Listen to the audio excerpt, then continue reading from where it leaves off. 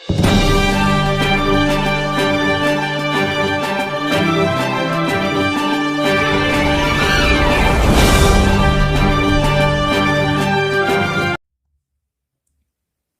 Everyone, welcome to कक्षा affairs, अपनी कक्षा अपना एग्जाम।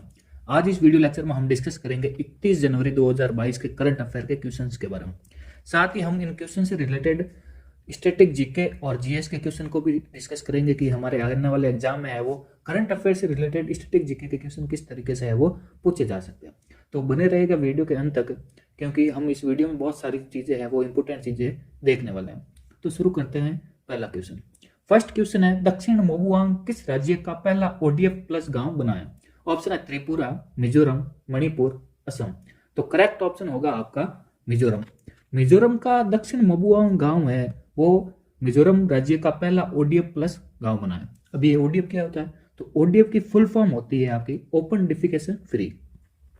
क्या होती है? ओपन डिफिकेशन फ्री, यानी कि खुले में शौच मुक्त, है ना। अच्छा, अब ये ओडीएफ प्लस गांव का क्या मतलब हो गया? तो ओडीएफ प्लस गांव यानी कि एक ऐसा गांव जहां खुले में शौच पर पूर्ण रूप से पाबंदी हो और ग्राम पंचायत में कम से कम एक सामुदायिक शौचालय। कहां पर? ग्राम पंचायत में कम से कम है वो एक सामुदायिक शौचालय हो। इसके अलावा है वो साथ ही साथ गांव के सभी घरों में भी है वो एक शौचालय हो। इसके साथ प्राथमिक विद्यालय, पंचायत घर और आंगनबाड़ी केंद्र में भी शौचालय की सुविधा होना जरूरी है। अगर ये सारी सुविधाएं उस गांव में है तो उस गांव को कंसिडर किया जाएगा किसके अंदर? ओडीएफ प्लस विलेज के अंदर, है ना। ओडीएफ प्लस विलेज के अंदर है वो इसको कंसिडर किया जाता है। आई चीज समझ में। इसके अलावा देखते हैं हम मिजोरम के बारे में। तो मिजोरम स्टेट का है, हम एक टूर कर लेते हैं। तो मिजोरम की कैपिटल क्या है? मिजोरम की कैपिटल है आइजोल। क्या है? आइजोल। यहाँ के गवर्नर कौन है? गवर्नर है हरिबाबू कंबपति। गवर्नर कौन है? हरिबाबू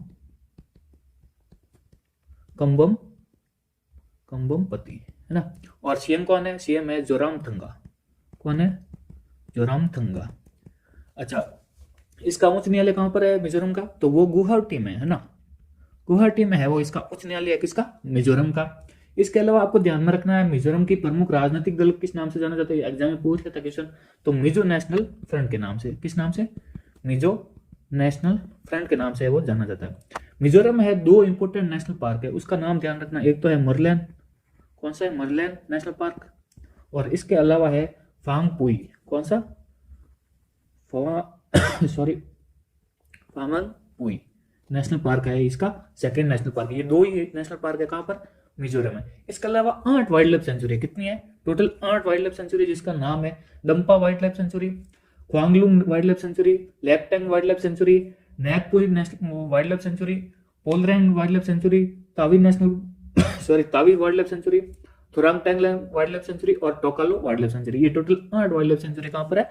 मिजोरम में। इसके अलावा फेस्टिवल की बात करता हूं मिजोरम में, तो फेस्टिवल में चपचार फेस्टिवल मनाया जाता है यहाँ पर। चपचार, ध्यान रखना, चपचार। मिमकुट। कौन सा? मिमकुट। थाल फमांगकुट। कौन सा? थाल फमांगकुट। अब कुट आ जाएगी तो उसको किस तरीके से पहचान लेंगे हम? मिजोरम का। ये मिजोरम का फेस्टिवल है ना। डांस फॉर्म की बात करता हूं यहाँ पर, तो चेरो डांस फॉर्म होता है यहाँ पर। चेरो, छेलाई। कौन सा? छेलाई डांस फॉर्म। और इसके अलावा खुल्लम डांस फॉर्म। इसके अलावा क्वेश्चन पूछता है यहाँ की जनजातियों से रिलेटेड, है ना। तो जनजातियों में देख लो आप, मिजो जनजाति पाई जाती है यहाँ पर। लुसाई जनजाति पाई जाती है। इसके अलावा लाखर, पावो, कुकी और चकमा। लाखर, पावो, कुकी, ये पावो अलग है और कुकी अलग है ना, और चकमा, ठीक है। और मिजोरम की सबसे बड़ी झील का नाम है पाला झील। कौन सी? पाला झील है वो मिजोरम की सबसे बड़ी झील है। इसको आपको ध्यान में रखना है, ठीक है। तो ये सारी चीजें आपको, बड़ी बड़ी चीजें आपको ध्यान में रखनी है मिजोरम के बारे में। आई होप आपको सारी चीजें है वो क्लियर हो गई होगी। अच्छा, पॉलिटिकल व्यू से बताता हूँ यहाँ पर, तो लोकसभा और राज्यसभा की टोटल एक सीट है ना। और विधानसभा की बात करते हैं तो 40 सीटें हैं यहाँ पर। विधानसभा की कितनी सीटें? 40। तो ये सारा क्लियर हो गया आपका मिजोरम के बारे में। नेक्स्ट क्वेश्चन है, विश्व बैंक ने किस राज्य के लिए 1000 करोड़ रुपए के कर्ज को है वो मंजूरी दी है? ऑप्शन है हरियाणा, पंजाब, पश्चिम बंगाल, ओडिशा। तो वर्ल्ड बैंक ने है वो पश्चिम बंगाल के लिए 1,000 करोड़ रुपए के कर्ज को मंजूरी दी है।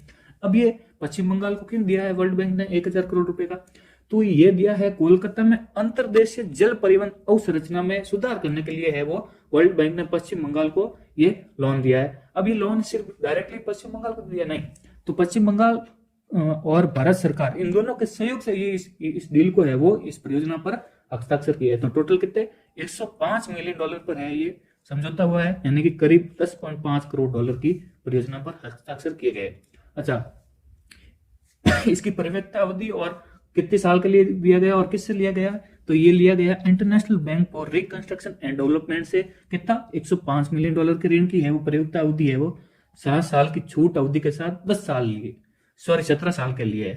टोटल 10 साल है लेकिन 7 साल की परिपक्वता अवधि के साथ है, टोटल 17 साल है वो, इसको कंसिडर किया जाएगा।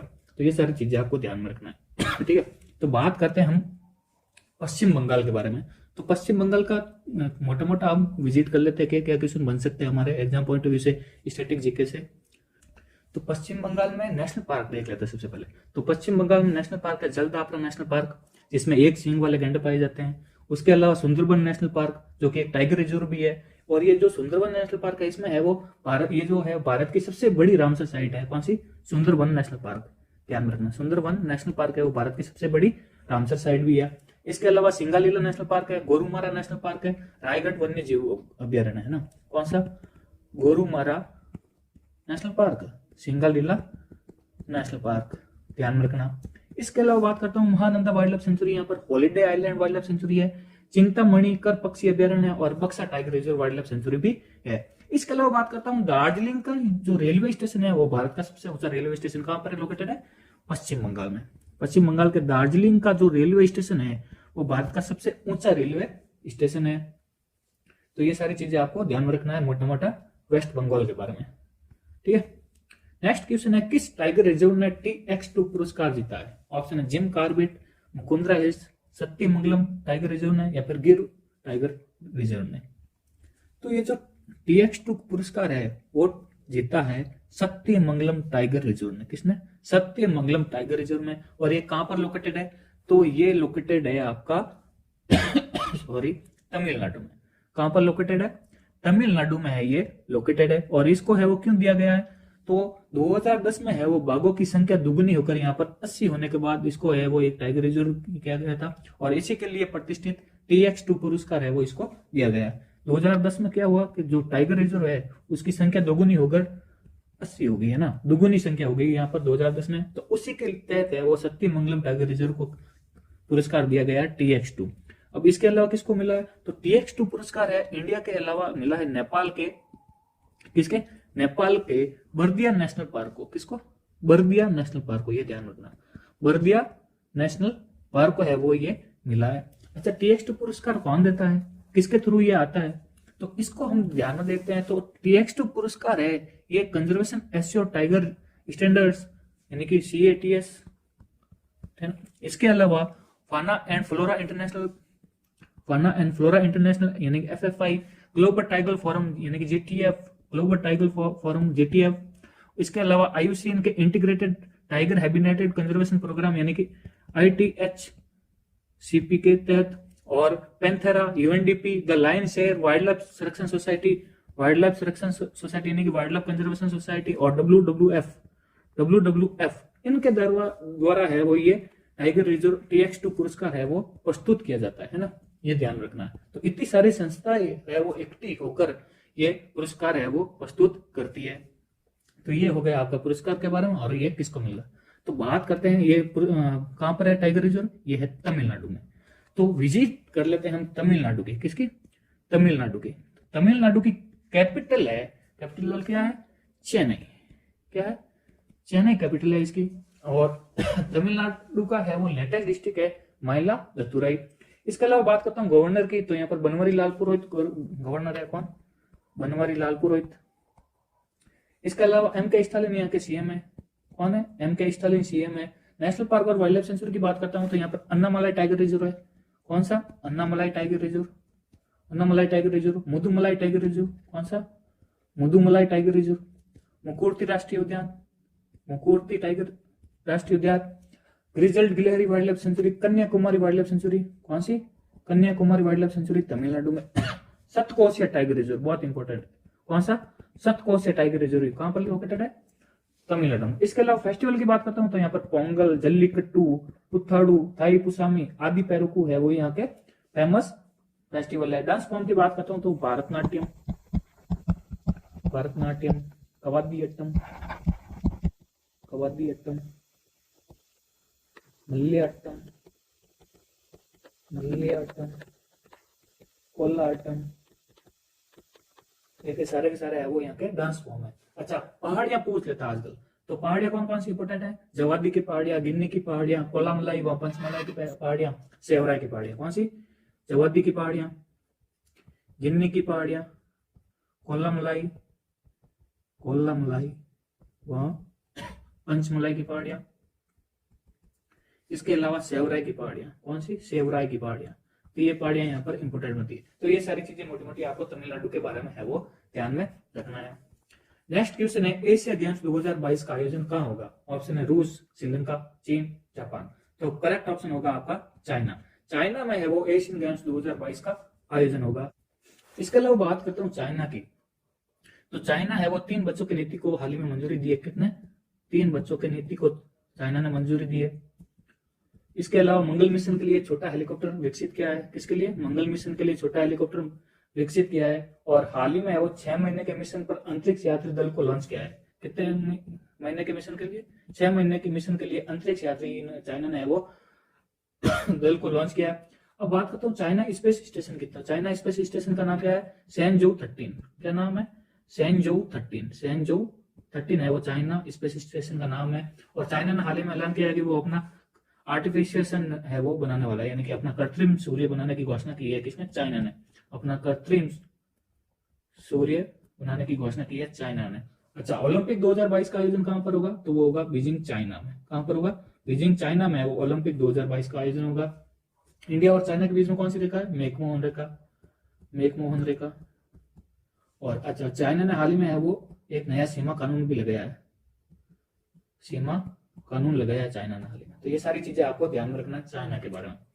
नेक्स्ट क्वेश्चन है, रिपोर्ट के अनुसार भारत में कितने प्रतिशत लड़कियां एनीमिया से पीड़ित है? ऑप्शन है 39%, 46%, 56% या फिर 49%।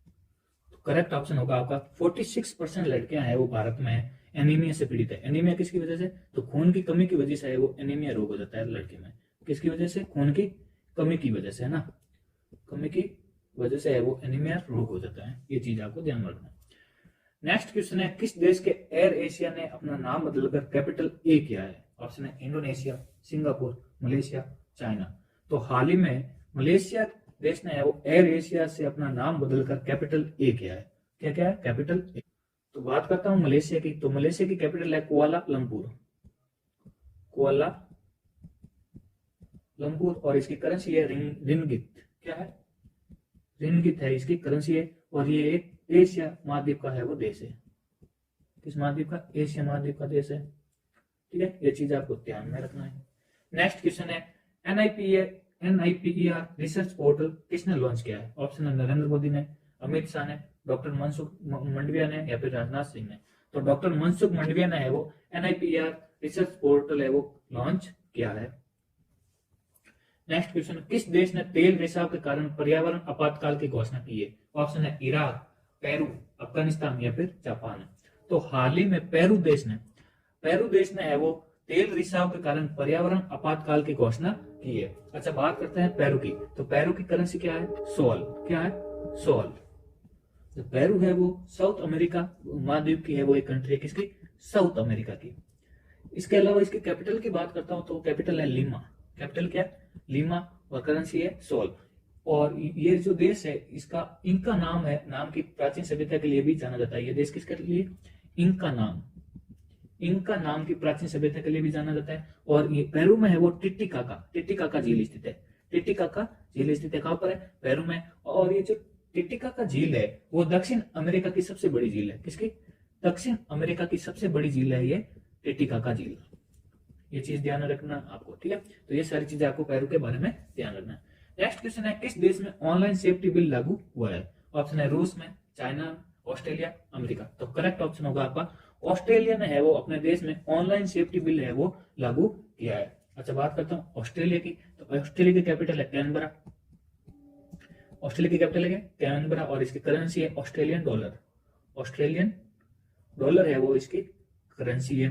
अच्छा, ऑस्ट्रेलिया एकमात्र ऐसी जगह है जिसे एक साथ ही महाद्वीप, एक राष्ट्र और एक द्वीप माना जाता है। अच्छा, ऑस्ट्रेलिया ने हाल ही में ग्रेट बैरियर रीफ की रक्षा के लिए नई योजना की लॉन्च की है। किसकी? ग्रेट बैरियर रीफ के लिए। किसके? ग्रेट बैरियर रीफ के लिए एक नई योजना की शुरुआत की है। इसके अलावा ऑस्ट्रेलिया ने है वो महारानी एलिजाबेथ के नाम पर द्वीपों का नाम बदलने की घोषणा की है। किसके ऊपर? महारानी एलिजाबेथ के ऊपर। महारानी एलिजाबेथ के नाम पर है वो अपने द्वीपों के नाम बदलने की घोषणा की है। इसके अलावा ऑस्ट्रेलिया की जो बिग बैश लीग होती है उसमें खेलने वाले पहले भारतीय कौन बने? उन्मुख चंद। उन्मुख चंद है वो पहले भारतीय बने जो खेलेंगे ऑस्ट्रेलिया की बिग बैश लीग में, है ना। इसमें बिग बैश लीग में है वो खेलेंगे कौन? उन्मुख चंद।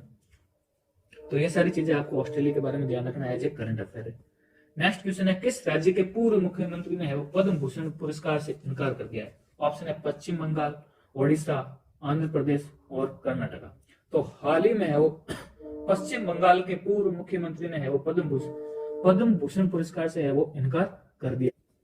तो इनका नाम है बुद्धदेव भट्टाचार्य। क्या नाम है? बुद्धदेव भट्टाचार्य। और ये है बुद्धदेव भट्टाचार्य और इन्होंने है वो हाल ही में पद्म भूषण पुरस्कार से है वो लेने से मना कर दिया। और ये इन्होंने मना क्यों किया? इनका कहना है कि उनको है वो इस बारे में पहले बताया नहीं गया था, है ना। तो इसलिए उन्होंने है वो ये मना कर दिया कि मैं ये पद्म भूषण पुरस्कार है वो स्वीकार नहीं करूंगा। तो आज के वीडियो के लिए बस इतना ही। आई होप आपको ये वीडियो पसंद आई होगी। अगर आपको वीडियो पसंद आई है तो आप अपने स्टडी ग्रुप और दोस्तों के साथ शेयर जरूर करें। और अभी तक आप इस चैनल को सब्सक्राइब नहीं किए हैं तो इस चैनल को प्लीज सब्सक्राइब कीजिए और अपने दोस्तों और स्टडी ग्रुप में जरूर शेयर कीजिए ताकि ज्यादा से ज्यादा स्टूडेंट को है वो इस वीडियो लेक्चर का बेनिफिट मिल सके। तो मिलते हैं अगले वीडियो में, तब तक के लिए जय हिंद, जय भारत।